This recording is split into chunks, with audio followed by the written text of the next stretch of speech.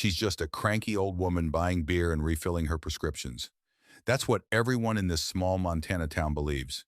What they don't know is that she used to be a professional killer, and before this movie ends, an army of hired mercenaries is going to learn that the hard way. At the beginning of the movie, we are introduced to Ellen Cole, an elderly, no-nonsense woman going about her ordinary errands in the small town of Bighorn Ridge, Montana. She's the kind of person people underestimate on sight, sharp-tongued, a little grumpy, seemingly harmless. Nothing about her screams danger.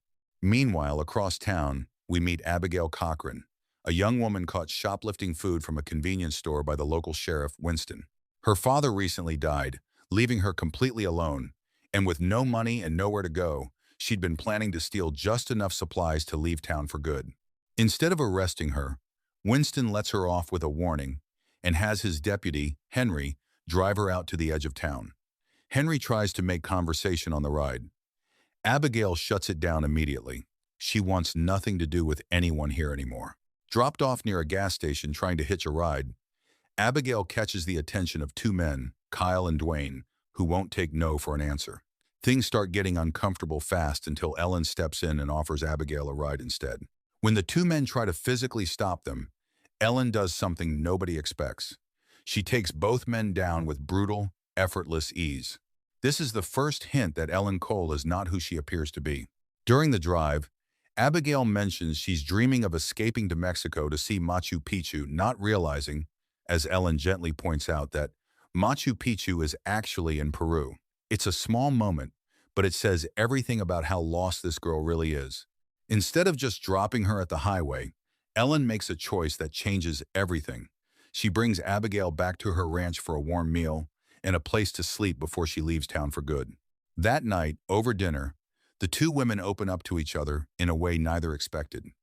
Ellen reveals that Abigail's late father used to help her around the ranch. Abigail explains the real reason he spiraled into drinking a construction crew belonging to a powerful developer named Duke destroyed the creek he loved dearly while building a new dam. Devastated, he eventually drowned himself at that very dam.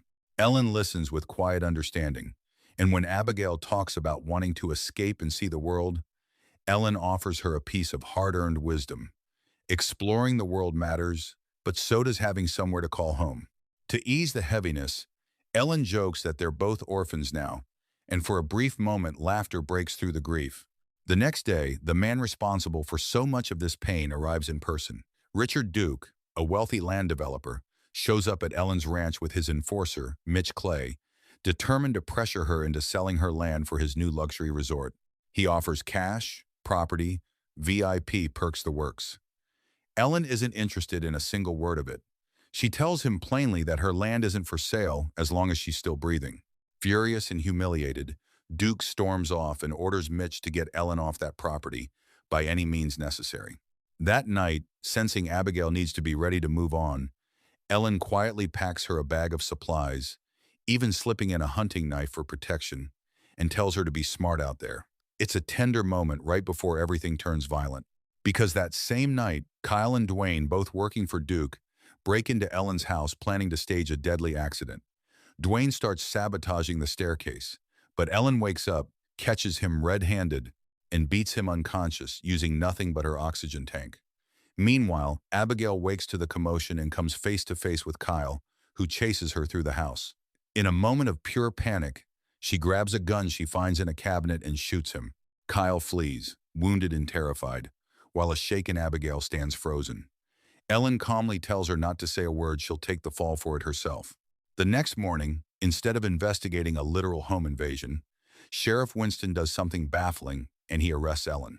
Worse, police discover marijuana plants in her barn that push her well past the legal limit, technically making it a felony. Two masked men broke into her home in the middle of the night, and somehow, she's the one in cuffs. While Ellen sits in custody, Abigail stumbles onto something extraordinary. Back at the ranch, a hidden room beneath the basement filled with weapons, multiple passports under different names, and old photographs of Ellen in military uniform. Abigail realizes there's an entire hidden history behind the woman who just took her in. At the station, an officer even compliments Ellen's tattoo of a tiger, completely unaware of what that tattoo actually represents. When Ellen demands protection for her house, Accusing Winston of working for Duke, he flatly refuses to help her. Kyle and Dwayne, meanwhile, are already preparing gasoline cans. Their plan? Burn Ellen's house to the ground. Back at the station, Deputy Henry, the one person who seems to genuinely care what happens to Ellen, brings her oxygen tank to her cell and finds her collapsed. The moment he steps in to help, Ellen turns the tables, disarms him, locks him inside the cell, and calmly fights her way out of the entire station, taking down multiple officers along the way. She races home. Once there, she hands Abigail the truck keys and begs her to leave before the police arrive. Abigail refuses to abandon her. Then the police show up in force. Ellen calmly walks onto her porch to meet them. When Sheriff Winston points his gun at her, she disarms him instantly and knocks him flat, stunning every officer watching. Humiliated, Winston calls for heavier firepower. But Henry, worried for Abigail's safety inside the house, walks in unarmed to try to talk her out peacefully. Instead, Abigail shows him something that changes his entire understanding of what's happening: a map connecting a string of accidents at other ranches nearby. A fire ruled a brush fire, a cattle disease outbreak that made no natural sense, an owner who later killed himself. Henry initially dismisses it as coincidence until Abigail reveals something devastating. Henry wasn't actually the first to find her father's body. Duke's men were. Together, they begin to realize her father may have been murdered. Just then, Mitch arrives with an army of armed men. Winston, sensing things are spiraling completely out of control, tries to buy time to get Abigail out safely, but Mitch gives him only 3 minutes. When Henry refuses to pull Abigail out and questions why Duke's private army is even there, Winston makes his choice. He gives Mitch the green light. Realizing Henry is now a liability inside the house, Ellen knocks him unconscious and drags him, along with Abigail, down into the hidden basement room, locking them inside for their own safety as an entire mercenary force closes in around the ranch. Then the movie's biggest reveal drops. While Ellen scrambles to set traps throughout the house, police run a deeper background check and discover the shocking truth buried under decades of silence. Ellen Cole isn't just tough, she's a former KGB operative, known by the codename Sword and Shield. This isn't a woman who simply knows how to fight. She was trained, professionally, to kill. And now, an entire team of mercenaries is about to walk straight into her house. What follows is one of the most intense sequences in the entire film. As the attackers close in, they trigger booby trap after booby trap. Dwayne panics and flees when he realizes exactly what and who they're dealing with. Ellen moves through her own burning battlefield with terrifying precision, taking down attacker after attacker, using their own weapons against them, never needing more than a single shot per target. Inside the hidden room, Abigail manages to free Henry, just as a mercenary breaks in. Henry fights back but starts losing until Abigail knocks the attacker out cold with a baseball bat. Elsewhere in the house, Ellen's body finally starts to fail her. Years of illness catch up with her mid-fight, and Mitch seizes the opening, shooting her before she can reach her oxygen tank. Cornered and out of ammunition, Ellen is completely at his mercy. Mitch, almost impressed, taunts her about what she must have been like in her prime right before asking if she has any final request. Her answer? Aim for the head. Just as Mitch turns to finish her off, he finds Henry standing behind him, gun raised. With Mitch finally subdued, the trio interrogates him and uncovers the real motive behind everything. Duke is drowning in debt to dangerous people, and if his resort isn't finished by next summer, he's finished too. That's why Ellen had to disappear immediately. But the danger isn't over. While Abigail tends to Ellen's worsening condition, Mitch secretly grabs a hidden weapon and in a moment of distraction, overpowers Henry, sets the house ablaze, and drags him outside as a hostage. With the flames spreading and Mitch's men surrounding the property, Ellen, Abigail, and Henry are forced to escape through a hidden tunnel beneath the secret room, barely making it out before the house is consumed completely. Watching her home burn to the ground, Ellen is utterly devastated. This was the one place she'd ever truly belonged. The Fontreux. The next morning, as they regroup in a hidden truck, Ellen finally opens up about her past, how the KGB pulled her off the streets as a child and trained her into a weapon, and how meeting her husband later gave her the one real home she'd ever known. Now that home is Ash. Determined to bring Duke down for good, They search her father's old trailer and uncover damning evidence linking Duke's resort project directly to the destruction of the other ranches. Meanwhile, the dangerous men Duke owes money to are done waiting. They demand he sign over paperwork immediately.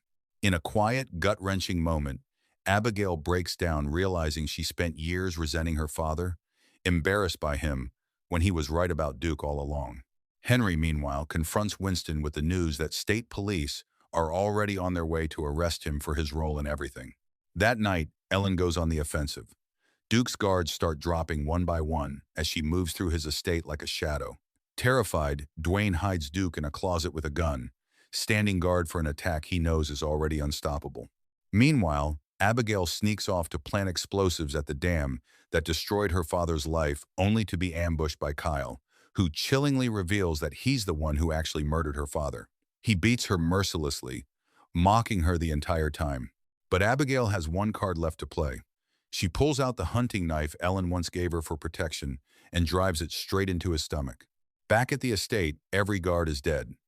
Duke, cornered and panicking, fires wildly through the closet door the moment he hears footsteps. When Ellen finally opens it, Duke assumes his death has arrived. Instead, Ellen tells him something far more chilling: she isn't there for him. She's there for Mitch.